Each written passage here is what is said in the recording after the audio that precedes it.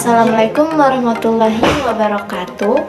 Perkenalkan, nama saya Antin Mati Solihah dengan NIM 22212-378 dari Pendidikan Nonformal kelas 1C. Tujuan pembuatan video ini adalah untuk memenuhi ujian akhir semester mata kuliah Teori Belajar dan Pembelajaran dengan dosen pengampu yaitu Pak Muhammad Fikri Tanjil MPD. Langsung aja kita ke pembahasan materi. Cekidot. Assalamualaikum warahmatullahi wabarakatuh. Halo anak-anak, apa kabar hari ini? Alhamdulillah. Sebelum memulai pelajaran, sebaiknya kita berdoa terlebih dahulu. Berdoa dimulai. Berdoa selesai. Nah, anak-anak, sekarang kita akan belajar tentang penjumlahan dan pengurangan. Nah, sekarang apa sih penjumlahan itu? Ada yang tahu? Jadi, penjumlahan adalah cara menemukan jumlah total dua bilangan atau lebih. Nah, menjumlahkan berarti membuat benda lebih banyak. Nah, setelah mengetahui pengertian penjumlahan, kita akan mempraktekannya ke dalam kehidupan sehari-hari. Nah, di sini Ibu ada gambar pensil. Di sini ada 6 buah pensil ditambah 2 pensil. Nah, berapa hasilnya anak-anak? Ada yang tahu? Jadi, hasil dari penjumlahan 6 ditambah 2 yaitu jadi 8, karena 6 ditambah 2 hasilnya menjadi 8. Coba kita hitung bareng-bareng ya. 1, 2, 3, 4, 5, 6, 7, 8. Ada berapa anak-anak? Ya, betul, ada 8. Pintar, tepuk tangan untuk kita. Nah, soal baru ya. Di sini ada gambar kupu-kupu, di sebelah kanan ada 5 kupu-kupu, dan di sebelah kiri ada 1 kupu-kupu. Berapa jumlah kupu-kupu itu sekarang? Ada yang tahu? Betul, hasilnya yaitu ada 6 kupu-kupu. Karena 5 ditambah 1 hasilnya yaitu ada 6. Nah, Ibu punya satu soal lagi, dan ini soalnya rebutan ya. Siapa cepat dan jawabannya benar, Ibu akan kasih hadiah di akhir pembelajaran hari ini. Nah, soalnya yaitu berapa jumlah dari 3 ditambah 3? Ada yang bisa jawab? Siapa cepat dia dapat ya. Oke, Siska silahkan. Berapa jumlahnya?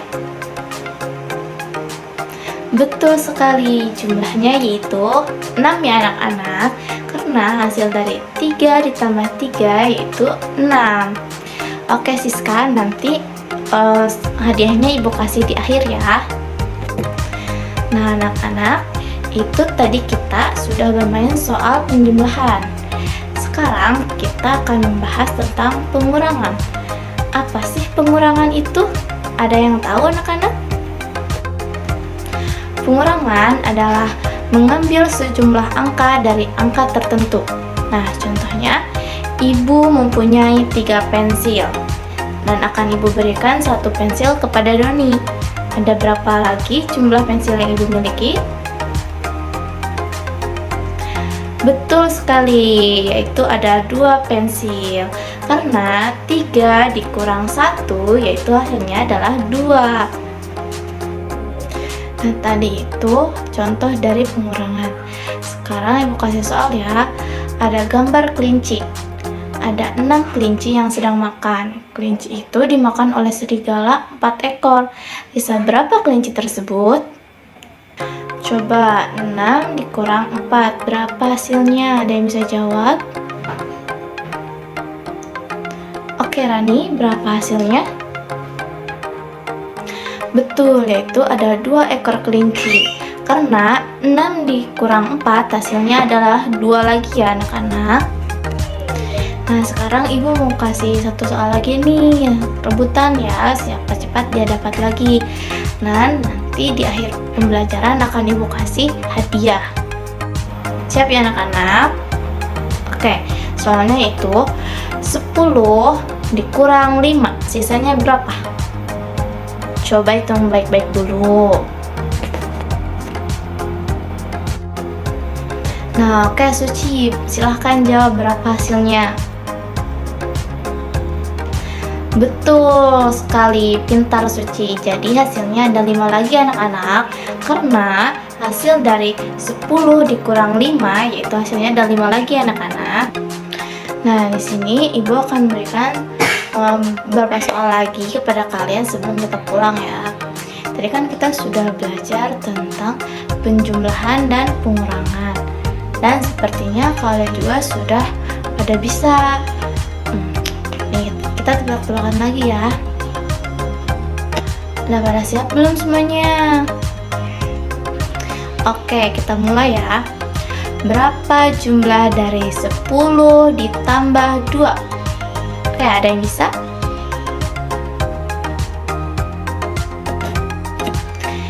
Ayo hitung baik-baik ya. Udah ada yang nemu jawabannya belum? Nah, baik, Doni lagi. Berapa hasilnya Doni? Betul Doni, tepuk tangan buat Doni. Satu lagi ya, yaitu pengurangan. Berapa hasil dari 9 dikurang 5? Ada yang bisa jawab? Oke, Indah, berapa hasilnya? Betul Linda, udah pinter ya tentang penjumlahan dan pengurangannya. Nah, itu tadi kita sudah mempelajari tentang penjumlahan dan pengurangan. Apakah ada yang ingin ditanyakan? Jika tidak ada, mari kita sudahi pembelajaran hari ini ya. Sebelum pulang, alangkah baiknya kita membaca doa terlebih dahulu. Berdoa dimulai. Berdoa selesai. Ibu rasa cukup ya pembelajaran hari ini. Ibu akan kasih tugas buat dikerjakan di rumah masing-masing ya. Dan tugasnya dikumpulkan minggu depan. Tetap jaga kesehatan dan jangan lupa semangat belajarnya. Ibu rasa cukup ya pembelajaran hari ini. Ibu akan kasih tugas buat dikerjakan di rumah masing-masing. Dan tugasnya dikumpulkan minggu depan ya.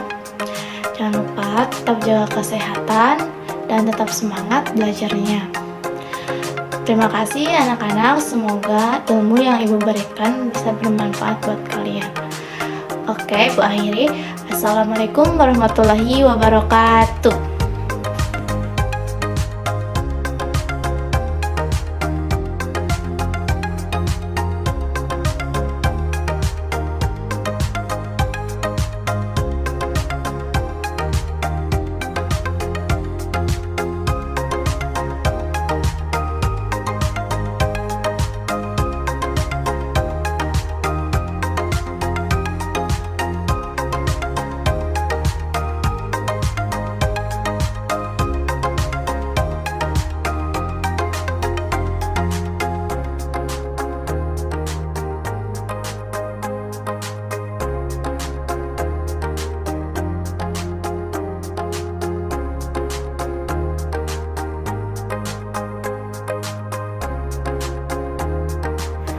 Nah, di sini ada teori yang diterapkan, yaitu teori belajar behaviorisme.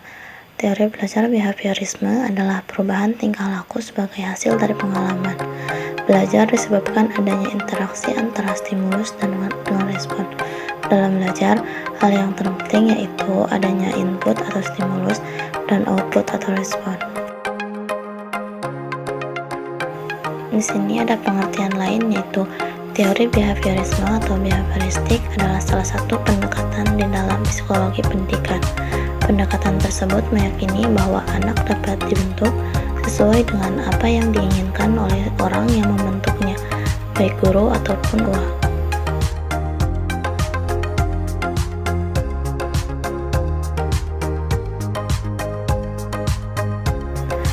Teori behaviorisme memiliki beberapa ciri-ciri rumpun, yaitu: 1. Mementingkan faktor lingkungan. Yang kedua, menekankan pada tingkah laku yang tampak dengan mempergunakan metode objektif. Yang ketiga, bersifat mekanis. Yang keempat, mengutamakan unsur-unsur dan bagian kecil. Dan yang kelima, mementingkan pembentukan reaksi atau respon. Di sini ada kelebihan teori behaviorisme, yaitu: 1. Teori behaviorisme cocok diterapkan untuk melatih anak-anak yang masih membutuhkan dominasi perangkat dewasa, lantaran suka mengulangi dan harus dibiasakan, suka meniru dan senang menggunakan bentuk penghargaan langsung seperti pujian.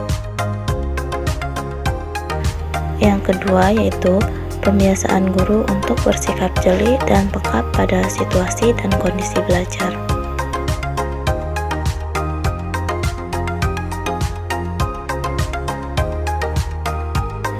Di sini ada kelemahan teori behaviorisme, yaitu: 1.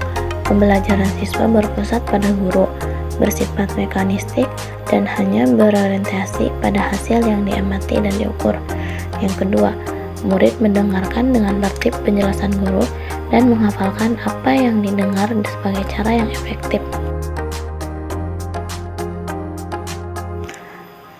Dan yang ketiga yaitu penggunaan hukuman sebagai salah satu cara mendisiplinkan siswa, baik hukum verbal maupun fisik, justru berakibat buruk pada siswa.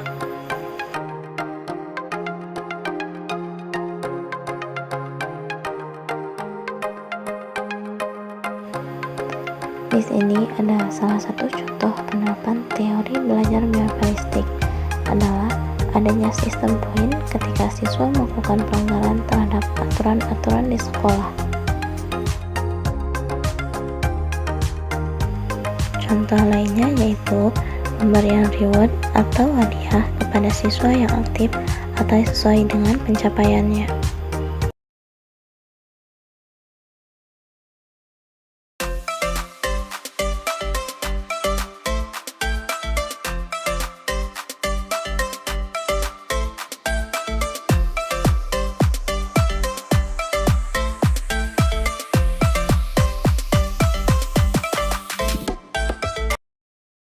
Assalamualaikum warahmatullahi wabarakatuh. Saya Firman Syahdi Saputra dari kelas 1C akan menerangkan tentang metode pembelajaran Bahasa Indonesia di kelas tinggi.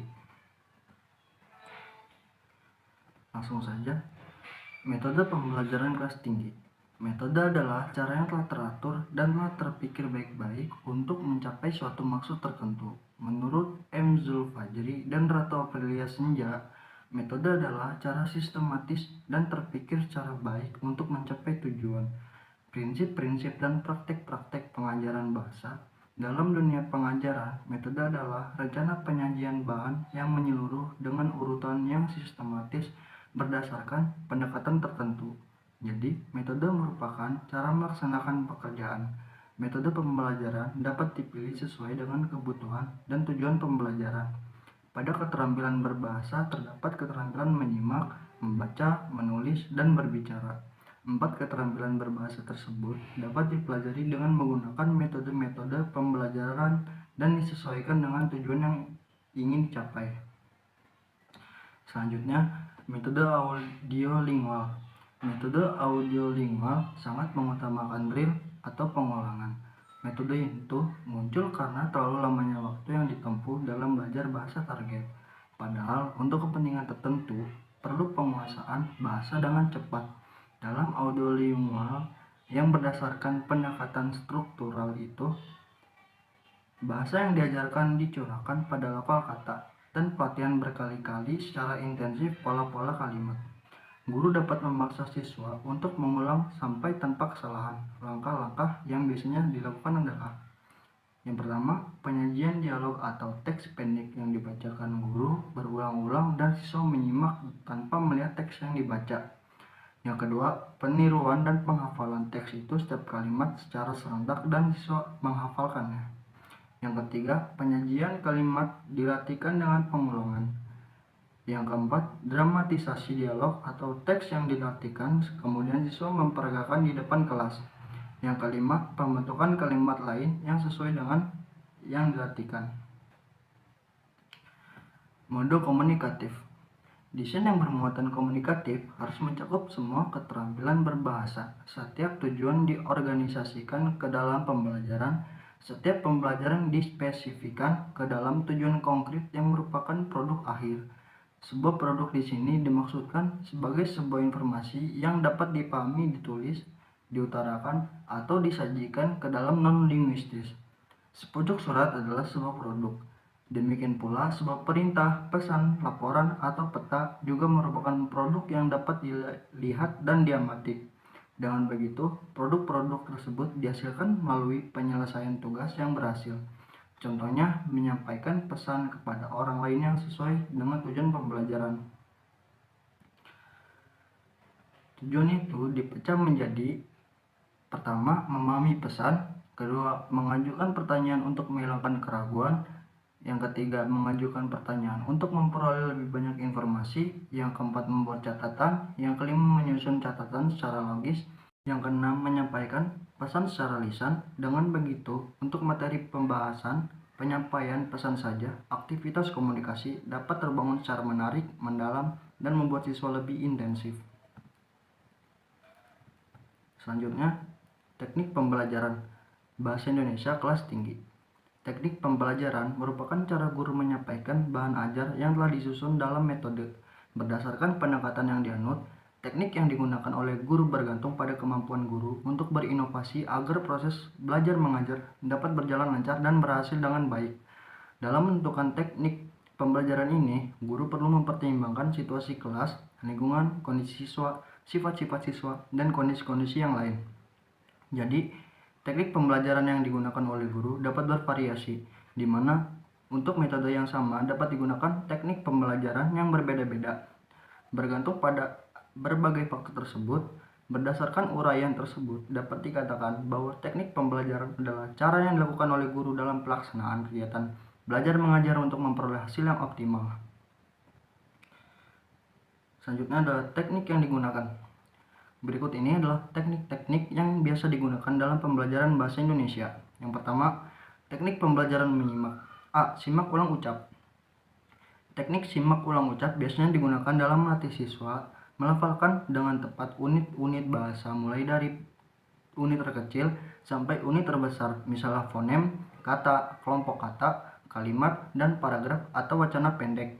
Model ucapan yang akan diperdengarkan dan tiru oleh siswa harus dipersiapkan secara cermat oleh guru. Bila memungkinkan, guru dapat merekam model itu dalam pita rekaman. B. Simak tulis atau dikte. Teknik simak tulis dikenal juga dengan dikte. Latihan dikte menuntut keseriusan siswa seperti memusatkan perhatian, mengenali fonem, tanda-tanda baca, penulisan huruf besar, membedakan ujaran langsung dan tak langsung, memperhatikan permulaan atau akhir paragraf, dan lain sebagainya. C. Simak kerjakan. Teknik simak kerjakan dalam pengajaran menyimak digunakan untuk memperkenalkan dan membiasakan siswa akan suruhan atau perintah. Biasanya, suruhan atau perintah itu tersirat dalam kata kerja dasar. Kata kerja berakhiran kan, i, atau lah. Model suruhan atau perintah dipersiapkan oleh guru lalu disampaikan secara lisan kepada siswa. Kesimpulannya, metode pembelajaran adalah cara-cara atau penyajian bahan ajaran yang akan digunakan oleh guru pada saat menyajikan bahan pelajaran, baik secara individual atau secara kelompok. Metode khusus yang hanya bisa digunakan dalam pembelajaran bahasa Indonesia yaitu metode terjemahan, metode audiolingual, metode komunikatif, metode produktif, metode langsung, metode SAS, metode pembaca, metode kuantum, metode partisipatori, dan metode pembatasan bahasa. Teknik pembelajaran adalah cara guru dalam menyampaikan bahan ajar kepada peserta didik. Dalam pembelajaran bahasa Indonesia kelas tinggi, terdapat beberapa teknik yang dapat diterapkan, diantaranya adalah teknik pembelajaran menyimak, teknik pembelajaran berbicara, dan teknik pembelajaran membaca. Itu saja yang bisa saya sampaikan, lebih kurangnya mohon maaf. Assalamualaikum warahmatullahi wabarakatuh. Terima kasih. Assalamualaikum warahmatullahi wabarakatuh. Perkenalkan, nama kakak Ahmad Falah. Kakak berasal dari Universitas Sultan Ageng Tirtayasa. Kakak jurusan pendidikan non formal. Di sini kita akan berbahagia. Berbahagia kayak gimana ya? Ya, betul sekali. Kita akan menyanyikan lagu. Ayo, siapa yang tahu lagu apa aja? Betul sekali. Kita akan menyanyikan Balonku Ada 5. Ayo. Ayo kita bersama-sama menyanyikan Balonku Ada 5. Balonku ada 5, rupa-rupa warnanya, merah kuning kelabu, merah muda dan biru, meletus balon hijau dor, hatiku sangat kacau. Balonku tinggal 4, ku pegang erat-erat. Hore! Selanjutnya kita akan menyanyikan lagu apa lagi ya? Ya, betul. Kita akan menyanyikan lagu Cicak-cicak di dinding. Ayo semuanya menyanyikan lagu Cicak-cicak di dinding. Cicak-cicak di dinding, diam-diam merayap, datang seekor nyamuk, hap, lalu ditangkap. Hore! Selanjutnya kita akan menyanyikan lagu apa lagi ya? Oh iya, kita akan menyanyikan lagu Bintang-bintang di Langit. Ayo semuanya, kita akan menyanyikan lagu Bintang-bintang di Langit. Bintang kecil di langit yang biru, amat banyak menghias angkasa. Aku ingin terbang dan menari jauh tinggi ke tempat kau berada. Hore! Selanjutnya kita akan menyanyikan lagu apa lagi ya?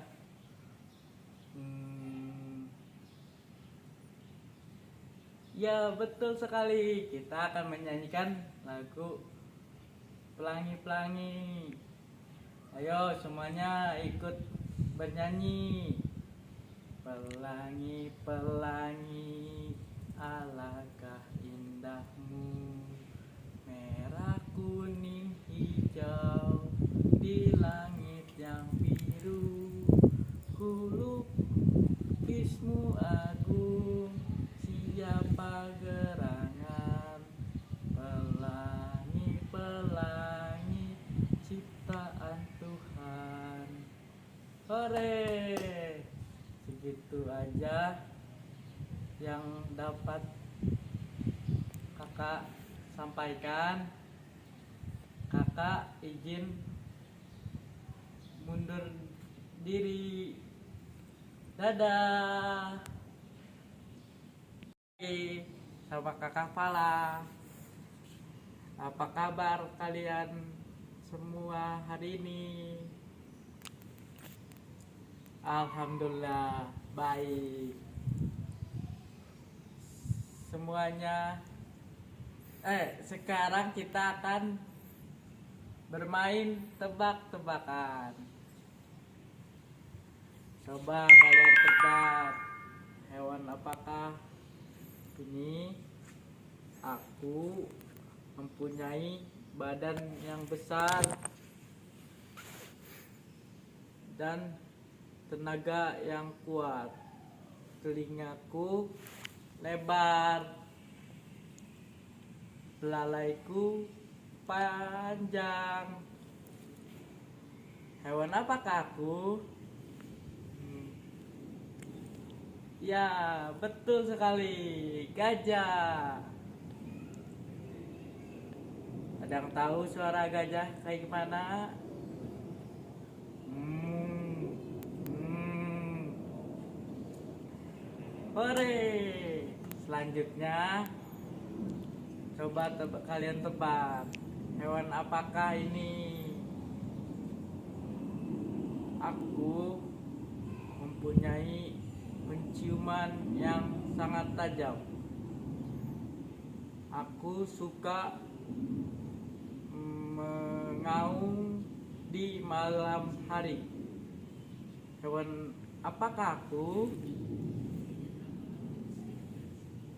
Betul sekali.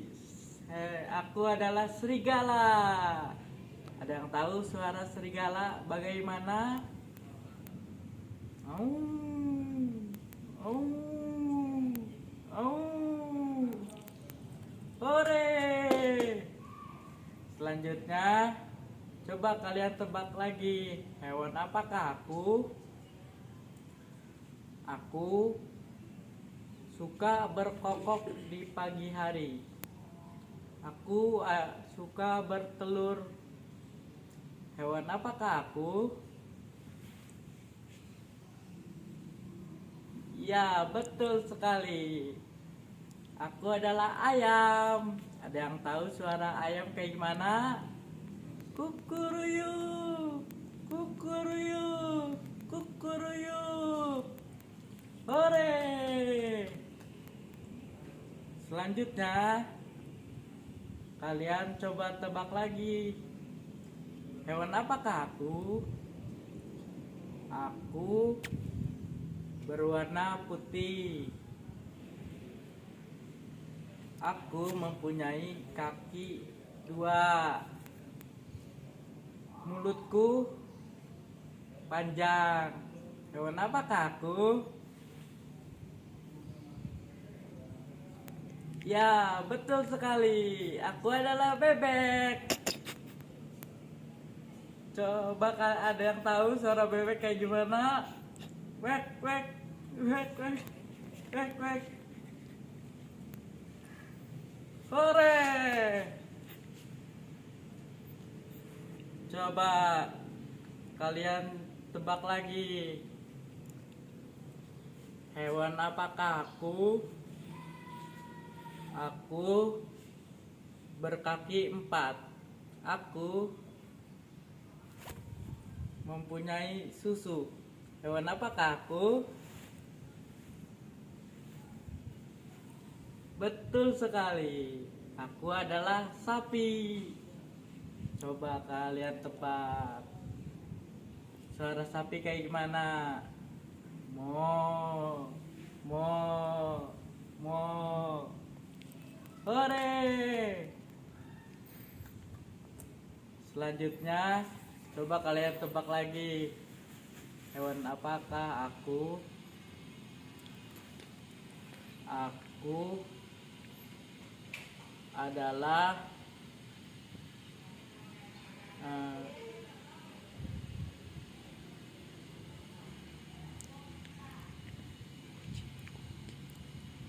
aku suka berngeong. Aku mempunyai kaki 4. Aku mempunyai cakar dan mempunyai buntut. Dan aku mempunyai kumis. Hewan apakah aku? Hore. Ya, betul sekali. Aku adalah kucing. Ada yang tahu suara kucing bagaimana? Meow, meow, meow, meow. Hore! Selanjutnya kita akan tebak-tebakan buah ya.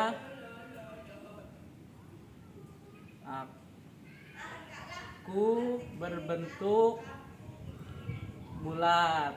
Aku mempunyai duri yang tajam. Buah apakah aku? Ya, betul sekali. Aku adalah duren. Hore! Ya, selanjutnya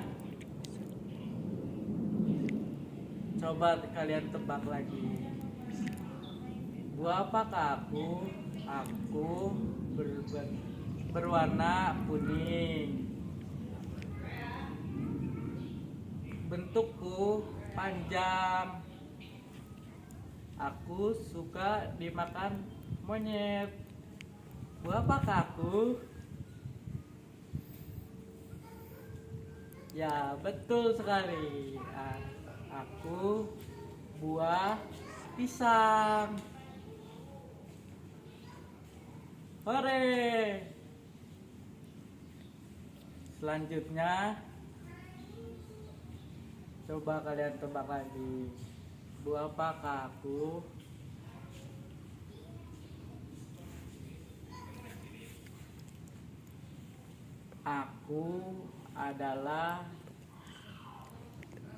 Aku berbentuk bulat.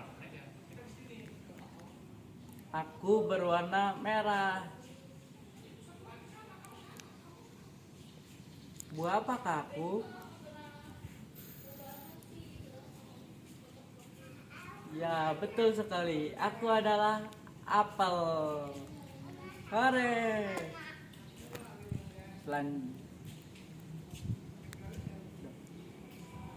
Ya, segini aja tebak-tebakan dari kakak. Kakak izin mundurkan diri. Sampai ketemu lagi. Dadah.